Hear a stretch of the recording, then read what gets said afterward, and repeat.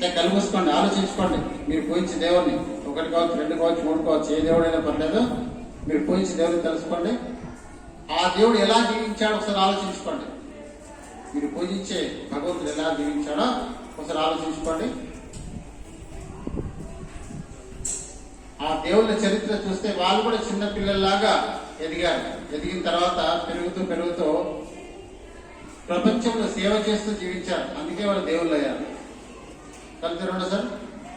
మరి ప్రపంచంలో నీ వంతుగా సమాజానికి నా వంతుగా సేవ చేయాలని ఆలోచన కలిగితే ఆ వ్యక్తి మనిషా లేక దేవుడా? పేరెంట్ కదా. అలాగే పక్క వాళ్ళకి ఇబ్బంది పెడితే సంతోషపడాలని చూస్తాడు. మనిషా రాక్షసుడా? రామలక్ష్మణులను విశ్వామిత్రుడు వచ్చి తీసుకెళ్లాడు కదా. ఎందుకు తీసుకెళ్లాడు చెప్పండి?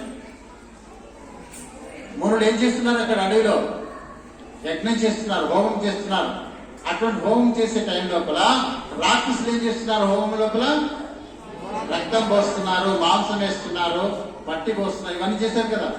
అలా చేయడం వల్ల వాళ్ళకి లాభం ఉందా? లేదు.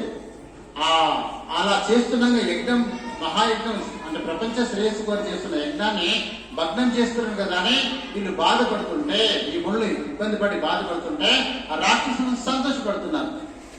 నిజంగా అది రాక్షసత్వం. అంటే రాక్షసుడు అంటే కొమ్ములు కూరలే పెట్టుకోని అవసరం లేదన్నా. ఇతరులను మనం ఇబ్బంది పెడుతూ వాడు బాధపడితే మనం ఆనందపడతామే, అది రాక్షసత్వం. అర్థమైనా? మనం రాక్షసుడు కొమ్ములు ఉండాలి, కూరలు భయంకరంగా ఉండాలి కాదు. స్పాట్ కనపడవచ్చు, చాలా అందంగా ఉండొచ్చు, కానీ నీ లోపల కుళ్ళు కృతాంతరం పెట్టుకుంటే మనిషి రాక్షసులా. ఆయనకి ఈర్ష్య, ద్వేషం, అసూయ, కపటం ఇవన్నీ కూడా రాక్షస లక్షణాలు. అవి మనలో ఉన్నాయలేవు, అప్పుడప్పుడు బయటపడుతుంటాయి కదా. మరి అటువంటి మానవత్వం నుంచి రాష్ట్రత్వం పడిపోవాలా, లేక రాష్ట్రత్వాన్ని పక్కన పెట్టి దైవత్వం వెళ్ళాలా? మనం తెలుసు మీకు రాష్ట్రంలో అర్థమైంది, ఇప్పుడు దైవత్వంలో అర్థమైంది కదా. అందుకని ఇతరులను బాధ పెట్టి ఏదైనా పని చేస్తే అది రాక్షసత్వం అవుతుందా లేక మానవత్వం అవుతుందా? అలాగే లంచం తీసుకుంటేనే పని చేస్తే లేకుంటే కానీ నువ్వు నాకు లంచం ఇస్తే చేస్తా లేకుంటే అని చేస్తే ఆఫీసర్ నిజంగా రాక్షసుదా లేక మనిషి?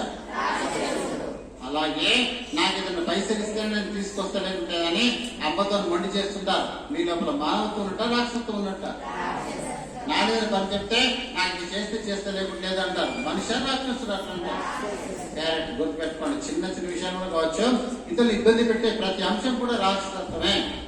నాకు సైకిల్ కావాలా, నాకు మోటార్ సైకిల్ కావాలా, నాకు సెల్ ఫోన్ కావాలా, నాకు ఇదైతేనే కావాలా అని చెప్పని మొండితనం చేస్తే నాన్న నమ్మని ఇబ్బంది పెడితే అది మానవత్వం అవుతుందా రాక్షసత్వం అవుతుందా? ఇంకా కొందరు ఇంకా మూర్ఖులు ఉంటారు, అమ్మని తింటా ఉంటారు, కొడుతూ ఉంటారు, మూర్ఖులు. నిజంగా వాళ్ళను రాక్షసులు అన్ని కూడా అవకాశం లేదు, అంతకంటే మూర్ఖంగా ప్రవర్తిస్తుంటారు. మరి అలా జీవిస్తే మనలో మానవత్వం ఉన్నట్ట చచ్చినట్ట? డైరెక్ట్ మనిషిలాగా జీవించాలన్నా మనిషి ఉన్నతంగా ఎదగాల. ఆ ఉన్నతంగా ఎదిగేసిందే దైవత్వం అంటారు. అది అందరిలో ఉంది, తెలుసుగా కప్పిపుచ్చుకుంటున్నాం, అర్థంగా దాచేస్తున్నాం. అలా కాకుండా మంచితనాన్ని బయటపెట్టాలా. నీ తమ్ముడికి ఎలాగైతే హెల్ప్ చేస్తావు, ఇంట్లో వాళ్ళకి ఎలా హెల్ప్ చేస్తావు, ఆ రకంగా సమాజం అంతా నాది అనుకోవాలి. అప్పుడే నిజమైన వ్యక్తికి జీవితానికి నువ్వు లీడర్గా ఉండాలా, ఫాలోవర్గా ఉండాలి? లీడర్గా ఉన్నవాడు ఆలోచించుకుంటాడు, బాధ్యతంగా నా పని నేను చేయాలా, నా వల్ల నలుగురికి వేరు జరగాలని ఆలోచిస్తాడు. అదే ఫాలోవర్ ఏం చేస్తాడు? వాడు మాత్రమే బాగుండాలి, ఇంకా వేరే గురించి ఆలోచించాడు. మరి అట్లా కనుక అనుకుంటే నేను మాత్రమే బాగుండాలనుకుంటే మనం బ్రతికే వాళ్ళమా?